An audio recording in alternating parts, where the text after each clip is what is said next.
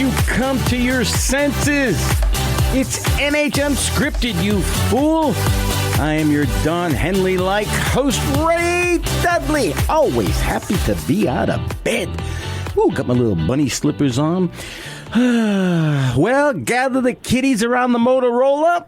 Break out the banquet TV dinners because we got another blockbuster for you. And we are coming to you from the spa-like conditions of the WKXL studios in Concord, complete with warm towels, little chocolates, and hot rock saunas. They got it all. There's no budget constraints here. 1450 AM on that radio, 103.9 FM. Those are radio bands for you old folks. 101.9 FM in Manchester. And for those of you who don't know what we're talking about, a radio, yeah, we got a URL, nhtalkradio.com. How do you like that? Stick a feather on that, baby. Oh, I need to thank my sponsor today. You know, let's face it, you missed Valentine's Day, okay? So, how are you going to make up for that? You know you missed it. I know you missed it. Your partner knows you missed it. What could we do? Let me think. Oh, hey, take a look out your window at that World War II memorial you call a fence. Get rid of it! Dump that piece of garbage. It's a hazmat situation going on there. Lakes Region Fence in Guilford, good friends of mine. They do excellent work. Horse corrals, pool surroundings, property lines. They do it all. LRFence.com. You can go out there. There's like gobs and gobs and gobs. Oh, it's gigabytes. That's what I meant. Gigabytes. Yeah, not gobs. Of fence porn. You can go out there and spend hours. Gather your partner up, grab a bucket of KFC chicken, and just lavish in all the fences you can look at. You could probably have one in your backyard. Love you, Matt. Lakes Region Fence, LRFence.com. Oh, we appreciate them so much. Well, I said we got a blockbuster, but it's actually part 2 of a episode we had before. In the studio with me today is Kevin Collins from the Garrison Players. Good morning, sir. Good morning. And he brought reinforcements. Absolutely. Because he can't handle me by himself. Kevin, who's with you? I've got my wife, Kate. What? Hello, Ray. Good morning, Kate. Good morning. They think they're going to double team me. Not going to happen. Kevin, we need to back up a little bit. The last time you were here, you were talking about the evolution of theater, and particularly in the community theater area. Give us a quick overview, and then let's cause trouble. Okay, sounds good. Just a bit back up, of course, you and I started theater in the early 1970s. That's over 50 years ago. We were doing... Why does he have to push that button? As you like it. And my wife, Kate, started theater at about the same time. And then we met when we got our Master of Fine Arts at the University of Connecticut. And shortly after that, after we got married, we started teaching high school and theater. So between the two of us, I'd say we've done 40 or 50 shows, directing. More than that, I More think, than that, yeah. so since 1985. And all of them in high school, just about. So... when we were talking last time, I know I realized it's sort of all over the place because my mind just works that way. No, it's because of me. Yeah, you can admit it. I'm big enough. Go ahead. Right. We influence each other. But I thought that maybe perhaps in this part 2, we might want to narrow the focus a bit. So I asked Kate to come along because she also has some similar thoughts about the state of community theater and how actors get trained.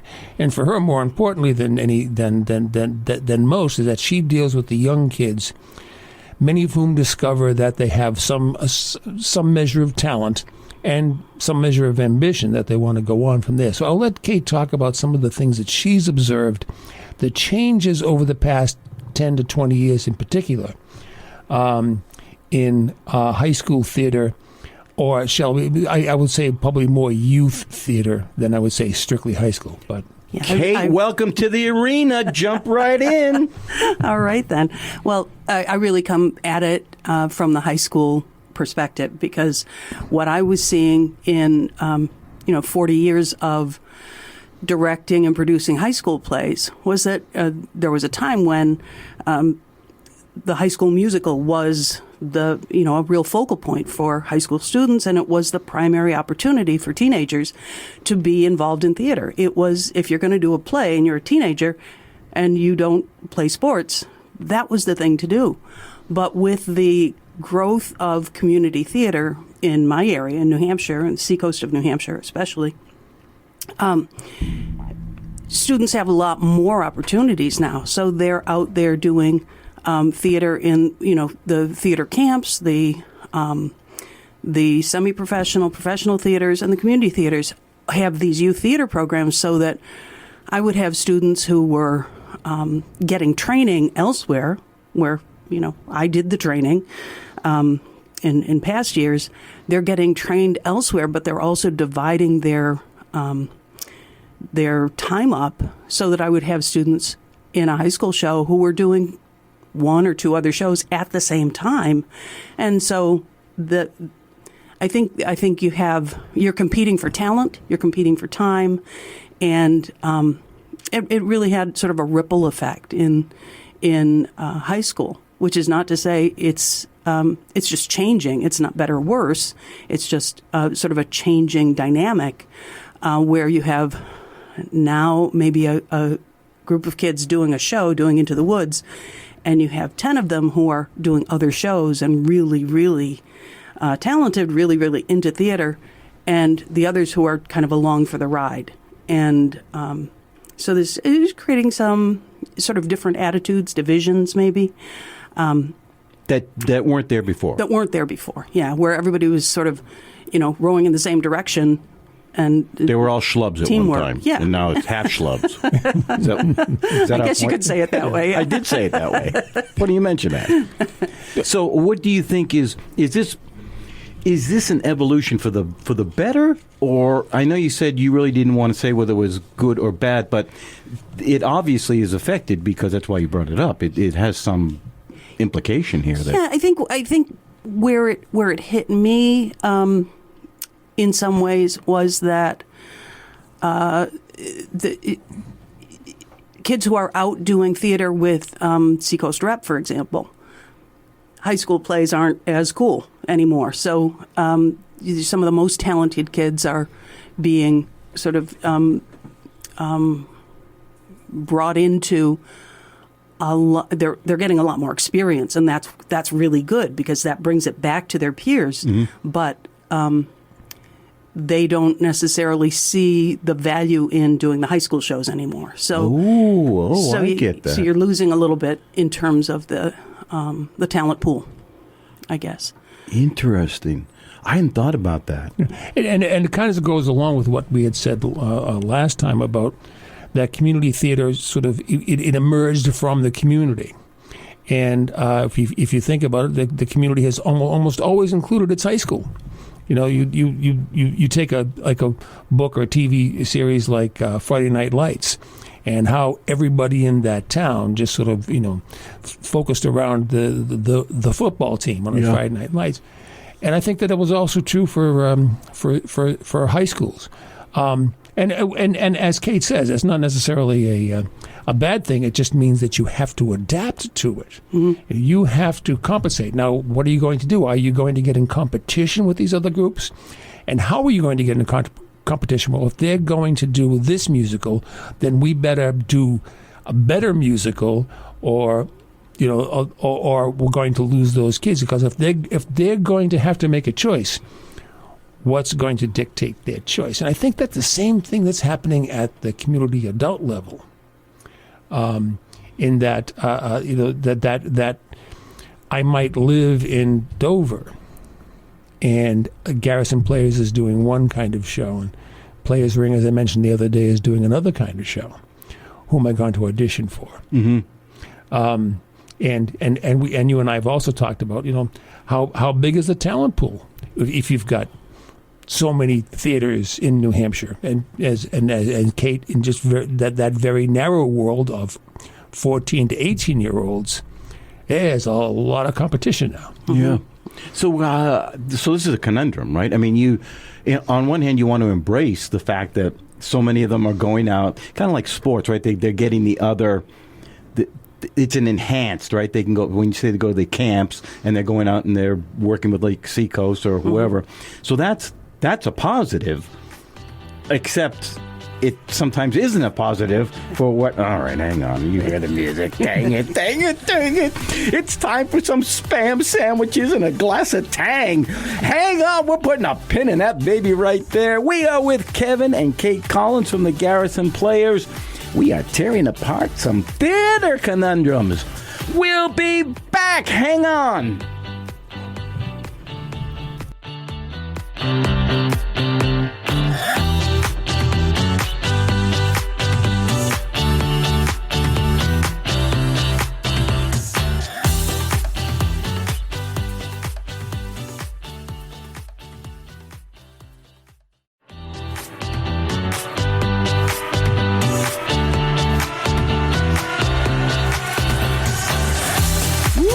Got a little mustard on me from that Spam sandwich, but we're back. Hey, Garn, I don't know why everybody says you're so stupid. It's NH Unscripted. I am your F-Troop-like host, Ray Dudley. We are coming to you from the Taj Mahal-like digs of the WKXL studios in Concord, 1450 AM, 103.9 FM, 101.9 FM for you beautiful souls in Manchester. And for those of you who feel you need a URL, or you just want to check out the archives, or you can find a button to listen to us live, NHTalkRadio.com is where the treasure chest is. Speaking of that, we're on topic today. Mr. Collins, we were talking about the evolution here, and also, the evolution of high school theater. Now we want to get into the transition as they move into community theater. How has those added things like the training camps, Seacoast, I'm just professional that will add them in, even just professional theaters that have an education department like the Winnipesaukee Playhouse. Mm-hmm. How is that impacting that next step, that next level they go to? If you look at and I went online and dug out the most popular plays. NPR did a great job of compiling a lot of this. There's another radio station in town. Oh yeah. What? Yes, I'm sorry about that. I should mention that's all right. That other radio station. And over the past several decades, if you look at the plays that were generally done by high school drama clubs, etc., they were exactly the same as what the adults were doing. For instance, You Can't Take It With You, and Our Town, and so many plays like that, and The Curious Savage, Arsenic and Old Lace, The Diary of Anne Frank. And those are the same plays that if they left high school, they'd be going to, say, like community theater, if not college. They were doing the same kind of plays. Since the beginning of the 21st century, that's changed. The high school students they're doing plays like The Addams Family, Mamma Mia, Beauty and the Beast, Into the Woods, Little Mermaid, Seussical the Musical, SpongeBob, Clue, Almost Maine, Peter and the Starcatcher, Radium Girls, etc. I saw a high school not long ago doing Les Mis. Oh wow! Yes, I know that they did that. They did the teen version at Algonquin Playhouse a few years ago. It was fabulous. Was that your upside down smile? Yeah, that was fabulous. That was incredible. But so if that's the plays that they're doing, because then and what are the plays that the community theaters are doing? You Can't Take It With You, Glass Menagerie, Wait Until Dark, Arsenic and Old Lace, The Crucible. Are you telling me they're stuck? Well, they are. I mean, between you and me and Kate, we probably have directed and acted in half of those, over the years. And so here's the dichotomy. Those of us who are directing, if you're an older teacher or if you were trained in a different era, and you're directing high school plays, you're going to want to do the plays that you did when you were a kid. Mm. But the kids, they're going out to these other places, and they're doing newer plays. And if they go into the community theater, what are they auditioning for? They're auditioning for You Can't Take It With You, Arsenic and Old Lace. But if there's a competing show to audition for, and that competing show happens to be more along the line of what they've been doing in these camps, they're going to go there. So when we were talking about the fact that the talent pool is getting thinner, it's also getting older.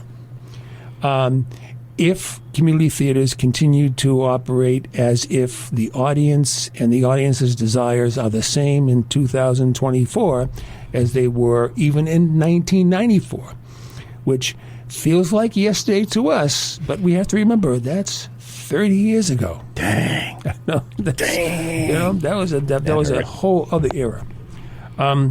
So who's it? So who's it for? Okay, so this brings up a whole. Here we go. It's rabbit hole time. So you have the community theater group, which is kind of, I'm not going to say stuck, but if kids maybe, then they don't want to go there. Then they will not want to do Arsenic and Olace and whatever else us oldies want, Camelot, for crying out loud, or whatever. So where do they go? What's happening to them? Well, if you look at, boy, if they're not doing theater, if a theater offers them this opportunity to do the kind of show that they want, a topical show, a modern show, they'll go there. But if they aren't there, then there are the opportunities are diminished, and so they become influencers and content creators. They go online. Yeah, only fans. Sorry, you did it. Dang it! Yeah, I mean that. If you think about the technology that the kids have these days, they can create their own TikTok videos. They can create their own Instagram reels. And they can go down that rabbit hole, which I don't know if that's good, bad, or indifferent. But Kate, what's on the other hand, they can start their own company. They can start their own competing community theater. I'm thinking of the group that is in the Strand in Dover. They just create another opportunity to do that, and that again sort of diminishes. It's more opportunity for actors, but the audience, you're competing for audience as well. Right, and you're going to cannibalize that at some point. So is this a real problem for the community theater itself? In that, why aren't they doing Les Mis? Is it a budgetary thing? Is it they don't think they can get the cast? Is it just that they're stuck in their ways? Can they get out of it? I think it's all of that, but I think you have to begin to look at your youth program as a feeder program for your adult program. Assuming they have a youth program, or create one, and think of that as an apprenticeship, program, so that you want to make sure that there's not this dichotomy, that there's not this split between the adult theater and the kids theater. That they really should be, if not quite seamless, at least one segues into the other. And I think I don't know what the financial situation of a lot of theaters are. I don't have any inside knowledge there, but I suspect that they're struggling and have been increasingly struggling since COVID to survive, and are trying to figure out, okay, how do we become profitable? And once again, like I said last week, I'm not sure they're asking the right questions. I'm not sure they're looking at this from 10,000, 20,000 feet. They're sort of looking at what's happening in front of them, and what's happening to them most recently, and what's happening to them nearby. Yeah. So on a tertiary point, you sent me an article about some of the professional theaters that are struggling. They're having the same issue. Yeah. Now, maybe not for that reason. I mean, but they are having trouble getting an audience. So this problem is kind of folding in on itself, right? You've got a problem of attendance. You've got a problem with cannibalization, maybe, of the audience, with the proliferation of new groups. You've got kids who are not funneling up into the system of the community theater and then maybe even professional, right? So this thing was imploding on itself. I mean, it does make it difficult. I mean, where do kids go? I mean, why spend? If you go to college and get a master's degree like we did, thank God we went at a time where, it wasn't so expensive to go to college in the 1970s. Kate was able to get her master's or degree, and it cost her literally nothing because she got an assistantship. And I only had to pay for part of 1 year, and then I got an assistantship, but that animal doesn't exist anymore. And so, if a kid is going to go into the theater, and he or his parents are going to take out a huge loan and sink tens and twenties and $50,000, into a degree that you want to turn into a profession, where are you going to go? How are you going to get there? And I think that community theater and youth theater can at least fill in some of the gap there by providing kids an opportunity to practice their craft and to learn how to do these things. So are you kidding me? It's a great day to be alive. Well, it's time for some bulky rolls and pastrami smashed with some chips inside it. Oh, I love me some foods. All right, we have to take a break. We're going to put a pin in that. You are listening to NH Unscripted, you lucky listener, and I am Ray Dudley, your host with my jammies on. We are coming to you from the, let's see, where are we? The bunkers of the WKXL studios, deep underground in Concord, 1450 AM, 103.9 FM for those of you who are cranking up your radios, 101.9 FM in Manchester. NHTalkRadio.com is the URL. We're coming back because we're just getting started. We always are.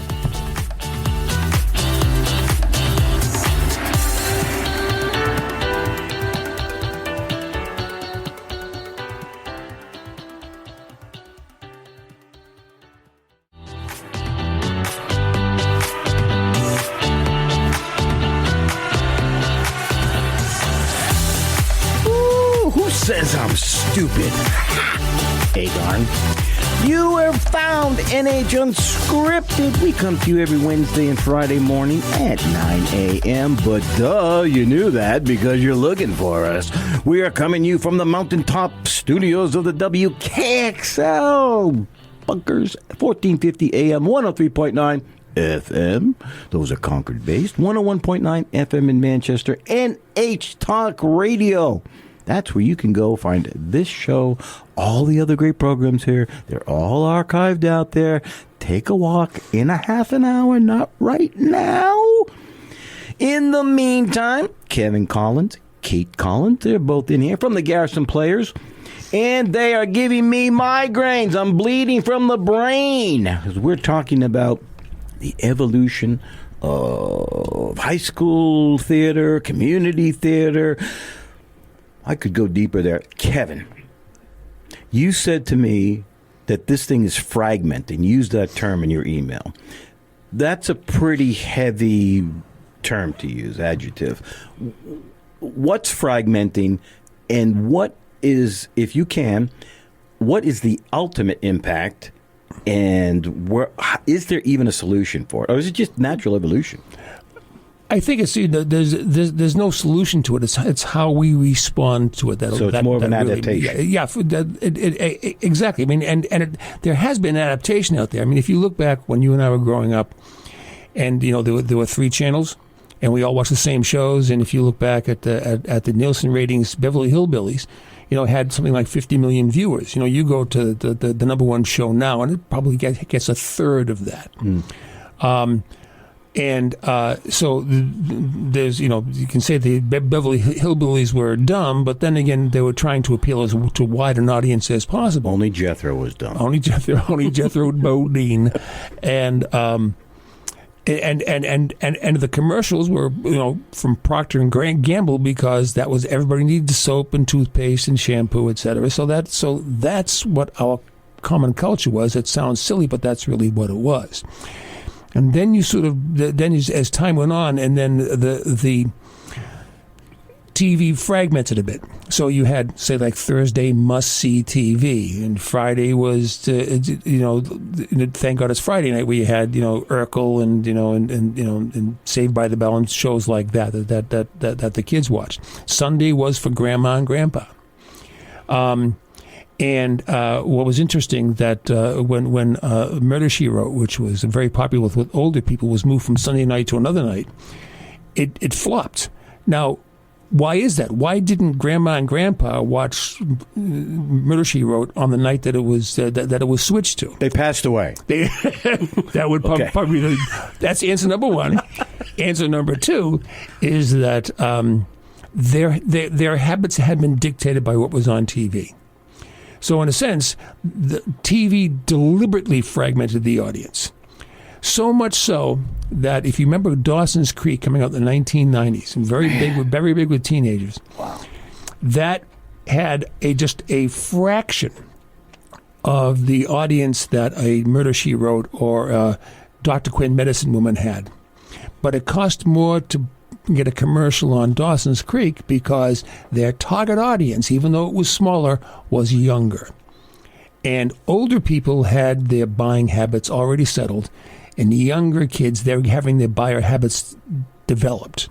So, so that advertisers wanted to make sure that they got onto Dawson's Creek because they wanted to establish so that's kind of, and then it's gone on and on and on. I don't want to get, it'll take up too much time. I could go on forever, to the point now where TikTok and Twitter and all of these apps are being criticized because kids are being targeted individually with ads.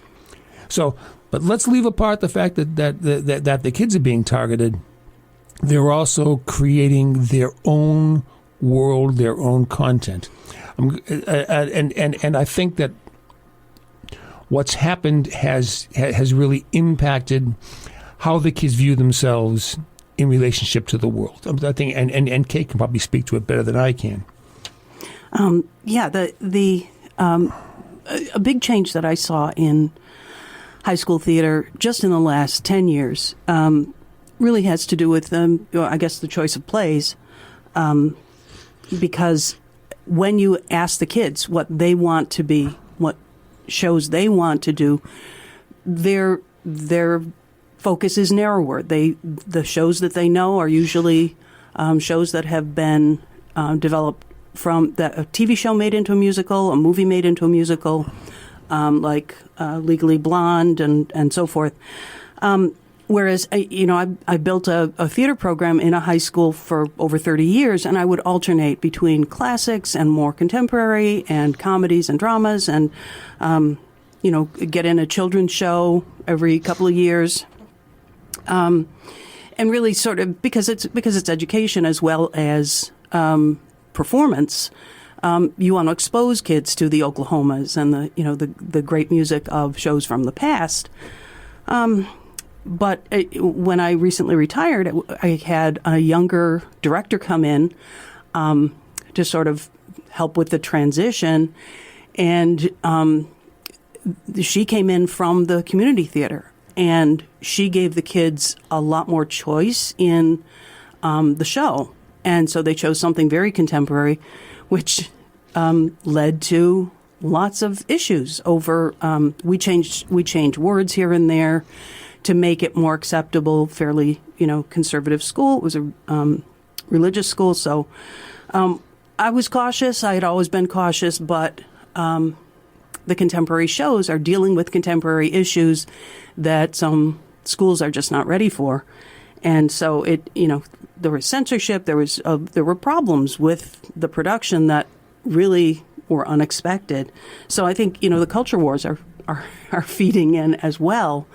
There was a case of a school in Sherman, Texas, where they did Oklahoma, and when the cast was announced, a student was transgender, was cast as a male but was born female. The board objected. It was hit the national news, and so the issues around LGBTQ concerns are, theater has always been, Yeah. There are always more girls than boys in high school, high school age and college theater. So you always have girls playing boys. You always have cross-gender casting. But this created a sort of a public relations disaster for that school in Texas, where they actually backtracked and allowed the student to play the role. But the big thing for me was that high school theater has always been sort of a haven for the kids who are different, and different in lots of ways, but it's a safe place where people are more accepting because people are dressing up and playing roles anyway and sort of finding themselves. And so it's always been a safe place, but now for many school boards, for many schools across the country, those kids are in the crosshairs. They're not they're targets if they are doing shows that deal with controversial topics. It sort of doubly targets the kids, and I think that's really unfortunate. So sorry, I kind of let off in a different direction there, but okay. So does this follow straight through then to community theater? Is that where we're going with that? Is this an outcropping of that? I think so. I think what it's like what will happen. It's not so much what's happening now, because we're right here in the beginning of it. You take a look at all of these things that happen as cases. It's the culture wars. You add in COVID. You add in all the changes that are going on and the polarization of America, et cetera. And theater is not a haven from that. Theater is part of that. It's like a fish doesn't know it's in water. And I think that sometimes theaters and actors don't realize that they're part of the world. They think of themselves as separate from it, but they're not. If you want to see probably the ultimate example of where theater, acting, performing is heading, I would recommend Bo Burnham's incredible one-person show, Inside. I don't know if you ever saw it on Netflix. No. Bo Burnham, I remember first hearing about Bo Burnham when he was a student at St. John's Prep, and he was an early YouTube user, and he could play the piano and wrote songs. He's a comedian, and he was probably 16 years old. I think my students maybe even heard of him, so I made his show part of my class. And when we come back, I'll talk a little bit more about it. Dang, we're deep. Dang, we're deep. Well, Saturday night's all right for fighting. It ain't Saturday, but we'll do that anyhow. You are listening to NH Unscripted. Ooh, I am your ever-handsoming host, Ray Dudley. Glad to be here. We are coming to you from the studios of WKXL in Concord, 1450 AM, 103.9 FM, and 101.9 FM for you angels in Manchester. The URL? Oh, yeah, we got one. NHTalkRadio.com. Kevin and Kate Collins are in the house. Woo! Oh, yeah, this is a masterclass. We'll be back.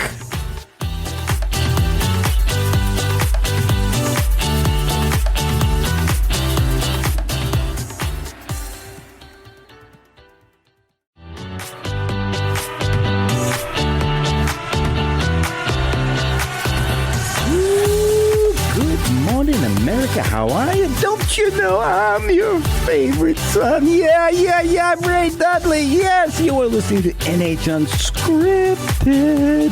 I am your Arlo Guthrie type host, Ray Dudley. Yeah, we're in the weeds.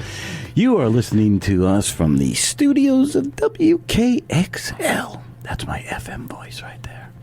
1450 AM, 103.9 FM Concord, 101.9 FM in Manchester, and NHTalkRadio.com. You got 15 minutes. Don't go there yet. I see you reaching for the keyboard. NHTalkRadio.com. Before we go too far, Kevin and Kate Collins from the Garrison Players, can you please give me a URL for the players? Sure. www.garrisonplayers.org.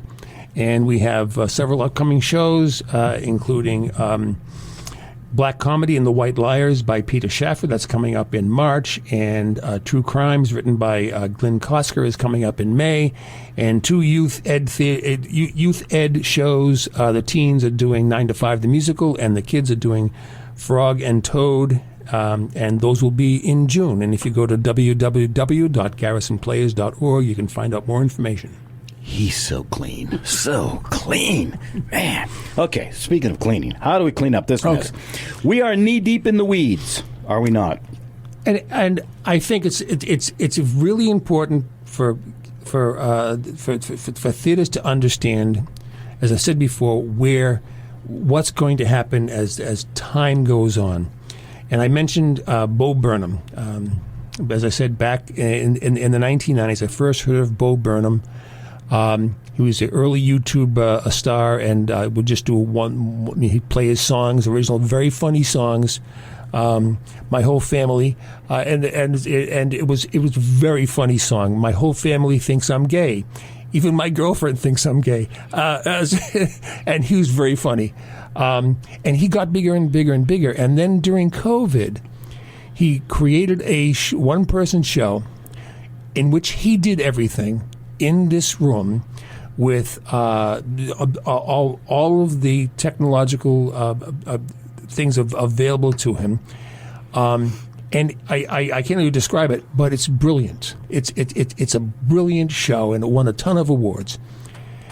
And I got into it very deeply with my students that I had at CATA, the Kachiko Academy of the Arts, which unfortunately is closed. But after I retired, I went back to teaching for a year, and the students I had really saw themselves in this one-person show in which Bo Burnham explored what it was like to be alone, to be just him and his cell phone, him in this room writing music, developing it, and talking about what it was like to have your whole world seen through your cell phone, accessing the internet. And the kids that I had in class understood that. They just said, yes, that's our life. Now, if theater is an extension of real life, and I would like to think that that's true, then as time goes on, you're going to see that there are going to be two competing traditions. One is the arsenic and old lace, Oklahoma, you can't take it with you tradition, and the other is going to be this kind of topical, centered. Let's explore what it means to be us. Let's take a chance. Let's push the envelope, and that's going to be hard for traditional theaters, just as it's hard for traditional high schools to cope with that without upsetting someone. So why is that? I don't mean to digress, and hopefully I'm not. Why are they competing feelings, thoughts? Why are they at odds with each other? Why can't they coexist? I think because they're not aware that there's that dichotomy. Oh, yeah, because we become very insular. I mean, I think that's the things that you and I have talked about, is that that if you're a theater person attached to a particular community theater or whatever, that your life begins and ends, or your theatrical life begins and ends with those footlights and that, and that backstage area, and you're not aware unless you take a step back and take a look at the world around you and go out and see what's happening with other groups, and stop thinking of them as competition, but thinking of them as part of the whole. Mm. And as I said before, there really should be a trend line, and to think of, if I have a youth theater program, this is where a lot of the groundwork is going to be laid, not just for the kids' talent as actors, but capacity to explore themselves, to engage with the people who are like them, to explore what it means to be young. And theater has always given us that opportunity. You as Kate said, you get to put on a persona and try that persona out. I mean, I will be honest. I think that the reason why the whole gender identity thing is happening these days is because kids, they feel as if their identity is being dictated to them. And so they take the opportunity to explore another identity, whether that's gender or something else, or sometimes even changing their name. And theater is one way that you can do that in an organized fashion. A former student of ours directed a version of a Twelfth Night a few years ago, in which all gender identity was twisted. It was the most gender-bended Shakespearean play I've ever seen. Which is, which if you know Twelfth Night, it's already that way, because you've got the central character, Viola, is you think because Shakespeare's roles were played by men, you have an actor pretending to be a girl who's pretending to be a man in this play, and that goes around and around and around. Well, this former student just took that idea and exploded it, and was given the opportunity to use Twelfth Night to explore the concept of gender. That's not going to happen at a high school, but it might be happen inside a high schooler's head. And so I think that it really behooves theaters to not simply think of themselves as strictly entertainment, as strictly diversion, which it still can be, but that shouldn't. That it might be more useful in the future to not make that your main job, but to make it an ancillary. Do you think that things like TikTok, Snapchat, Instagram is actually, in a way, detrimental to theater, because they don't need theater to perform now? They can be. You use the word insular. Dang. Where am I from? Boston? Anyway, but they don't need a crowd. They don't need theater anymore, because they can perform in front of a lot more people and never leave their bedroom. Absolutely. And so they don't even have to go try out for theater. They don't ever have to audition anywhere. Yeah, if your self-worth or your fame is measured by how many likes you have. Yeah. You don't need applause, because you just look at that tick tick tick meter, and that's alien to me. So I can't even begin to explore that, because I'm past the point where I worry about whether or not anybody likes what I posted. Well, you're 110 anyway, that's so true. You're not worried about anything. The last person I worried about liked me was Walt Whitman. Kate, did you have something you wanted to add into that whole thing? No, I don't think so, actually. Okay. I'm just laughing. Well, welcome to the radio show. So how does this end up? I mean, so you still have layered on top of that the problem that community theater groups still need to make money. And so how far outside their format can they go without risking nobody paying anymore? They just don't want to come. I think they have to be willing to set aside one part of their season to businesses have their lost leader. Okay, I will bring in the customers, because they're going to get a great deal on this one thing, and hopefully while they're in here, they'll find these other things. I think that's where they can coexist, to really have that balance between the popular old shows and something really experimental or really topical or creating questions. I know for a fact we didn't solve the problem. I know for a fact. Gonna have to have you back. The URL once again for Garrison. That's www.garrisonplayers.org. Whew, I may be right, I may be wrong, but I'm perfectly willing to swear. I'm not swearing anywhere. This is NH Unscripted. We are coming to you from the monk-like conditions of the WKXL studios in Concord, 1450 AM, 103 FM. Well, 103.9 FM in Concord for those of you who own a radio. 101.9 FM in Manchester. Now you can go out to the webs, nhtalkradio.com. Whew. What can I say? Done. We're done. I'm done. I'm baked. Time for Sanka. We're out of here.